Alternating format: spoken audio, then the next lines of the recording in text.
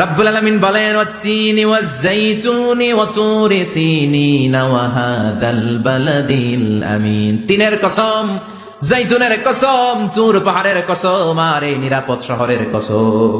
এই নিরাপদ শহর দ্বারা উদ্দেশ্য হচ্ছে মাক্কাতুল মুকাররমা। নিরাপদ শহর দ্বারা কোন শহর উদ্দেশ্য? মক্কা। যে মক্কার আগের নাম ছিল বাক্কা। মক্কার আগের নাম সবাই বলেন বাক্কা। মক্কার নামে আল্লাহ কোরআনে একটা সূরা দিয়েছে, সূরার নাম সূরাতুল বালাদ। লা উকসিমু বিহাদাল বালাদ ওয়া আনতা হিল্লুম বিহাদাল বালাদ। সুবহানাল্লাহ পড়েন। আবার এই শহরের নাম দিলেন আল্লাহ উম্মুল কুরা, জনপদ সমূহের মা। এই শহরের মধ্যে যারা এই প্রবেশ করবে নিরাপত্তা দিবে কে? আবার এই শহরের মাঝখানে আল্লাহ এমন একটা ঘর তৈরি করেছে, গোটা বিশ্বের সব মুসলমান ওই ঘরের দিকে মাথা নুইয়ে সেজদায় লুটিয়ে পড়ে। সুবহানাল্লাহ পড়েন।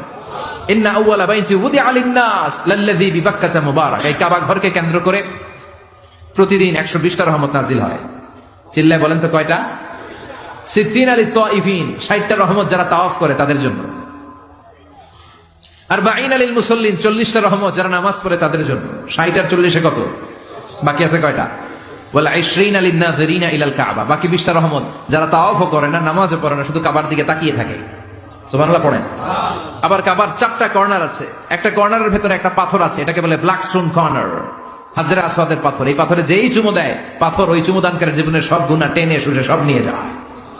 কিয়ামতের দিন আল্লাহ হাজরে আসওয়াদের 2টা ঠোঁট দিবেন, 2টা চোখ দিবেন, আর দাঁড় করিয়ে দিবেন। আল্লাহর সামনে দাঁড়িয়ে দাঁড়িয়ে হাজরে আসওয়াদ সুপারিশ করবে, আল্লাহর কাছে বলবে, আল্লাহ এই লোকটা আমারে চুমু দিয়েছে, তার জন্য জাহান্নামের আগুন হারাম করে দাও।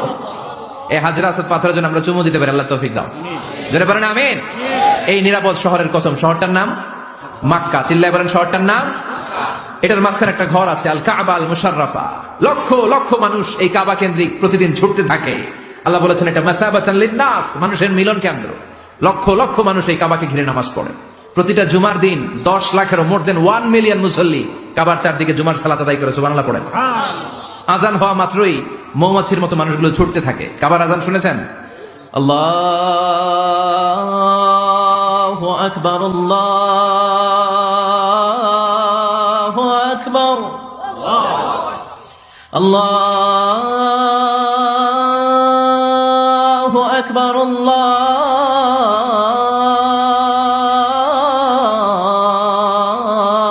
আকবার।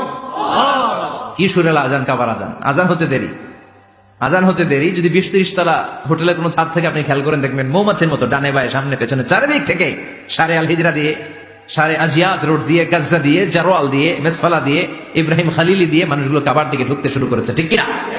আবার বিশ্বনবী বলতেন, মক্কা তো হাব্বুল বিলাদ ইলাইয়া, এই মক্কা শহর আমার কাছে সব চাইতে প্রিয় শহর। লাউলা উখরিজিতু লামা খারাজতু, মক্কার কুরাইশরা কাফেররা যদি এই শহর থেকে জোর করে আমারে বের করে না দিত, আমি কোনোদিন মক্কা ছেড়ে দূরে যেতাম না। সুবহানাল্লাহ পড়ে।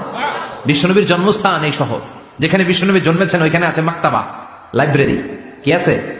হজ ওমরা যারা করেছেন তারা দেখবেন ওখানে গেলেই ফ্রিতে বই দেয়। কি দেয়? বিশ্বনবীর জন্মস্থানে গেলে যেই ভাষার হন, বাঙালি গেলে বাংলায়, ইংরেজ গেলে ইংরেজিতে, পাকিস্তানিরা গেলে হিন্দিতে, সবাইকে ফ্রিতে বই দেয়া হয়। তার মানে বিশ্বনবীর জন্মস্থানে গেলেই বই পাওয়া যায়, ঠিক কিনা? বিশ্বনবীর জন্মস্থানের ঠিক পাশেই আবু জাহেলের জন্মস্থান। ওইখানে কি আছে জানেন? হ্যাঁ, হাম্মাম আবি জাহাল। বাঙালি হাজিদের বুক ভরা ঘৃণা তার জন্য। বাঙালি হাজিরা বলে, আবু জাহিল্লার টয়লেট কই, যাইয়া সব ভরাই দিয়ে আসুন। জেদ্দাতে নেমেই খুঁজতে আরম্ভ করে, আবু জাহিল্লার টয়লেট কই।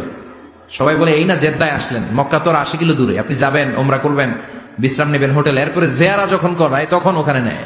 কিন্তু নাইমাই কই, আবু জাহিল্লার টয়লেট কই। কি ক্ষোভ তার প্রতি, না? কি ক্ষোভ আর ঘৃণা। আর বিশ্বনবীর জন্য অন্তর ভরা ভালোবাসা আছে না নাই? এজন্য ইসলাম হচ্ছে শান্তির ধর্ম।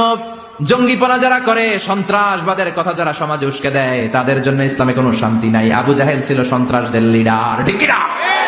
Leader of the all terrorist, কুখ্যাত ইন্টারন্যাশনাল সন্ত্রাসী আবু জাহেল। আর বিশ্বনবী ছিলেন মুজাহিদ। বিশ্বনবী কি ছিলেন? মুসা আলাইহিস সালাম ছিলেন মুজাহিদ। ফেরাউন ছিল কুখ্যাত সন্ত্রাসী আর জঙ্গি, ঠিক কিনা? সাইয়েদনা ইব্রাহিম ছিলেন মুজাহিদ আর নমরুদ ছিল জঙ্গি, ঠিক কিনা? যারা ইসলামের পক্ষে কথা বলে তারা মুজাহিদ, আর যারা ইসলামের বিপক্ষে তারা সন্ত্রাস আর জঙ্গি। চিল্লায় বলেন ঠিক কিনা? সে আল্লাহ ডেকে বললেন, গোলামুত-তিনি ওয়াজ-যাইতুনি ওয়া তুরি সিনিনা ওয়া হাদাল বালাদিল আমিন। 3 ফলের কসম। 3 ফল, এটা খেলে মানুষ পাগল হয়ে যায় না, এটা স্বাস্থ্যকর একটা খাবার। বাংলাদেশের তিন আর আরব দেশের তিনের পার্থক্য আছে। আরব দেশের তিন খুব সুস্বাদু, এজন্য আল্লাহ বলেছেন ওয়াত্তিন। চিল্লায় বলেন, কি পড়েছেন? সম্মানিত ভাইরা খেয়াল রাখবেন, কসম যখনই আল্লাহ কেটেছেন তখনই আল্লাহ ওয়াও ব্যবহার করেছেন। এটাকে বলে, এই যে এটা কিন্তু তাফসিরের আসল কথা, মনে রাখেন, ওয়াও আল কাসামিয়া, এটার বলে কসম কাটার ওয়াও। যত জায়গায় আল্লাহ কসম কেটেছেন তত জায়গায় আল্লাহ কি ব্যবহার করেছেন? চিল্লায় বলেন। আমরা অবাক হয়ে গেলে আমরা পড়ি ওয়াও, এই ওয়াও না, আমরা ওয়াও বলি না? অবাক করা জিনিস দেখলে কি বলে ছেলেবেলে? ওয়াও, এই ওয়াও নয়। তিন ফল, ডুমুর ফলের কসম কেটেছেন কারণ এই ফলের অনেক উপকারিতা আছে।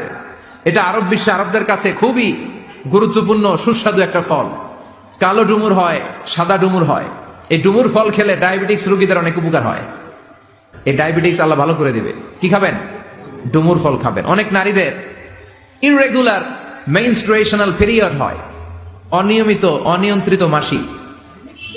এই ডুমুর ফলের সেদ্ধ করা পানি যদি খায় তাদের মাসিক নিয়মিত হয়ে যাবে। তিন ফলের কসম, জাইতুনের কসম, তুর পাহাড়ের কসম, বিশ্বনবীর জন্মস্থান মক্কাতুল মুকাররমার কসম। চারটা জিনিসের কসম কেটেছে কে? কয়টা জিনিসের?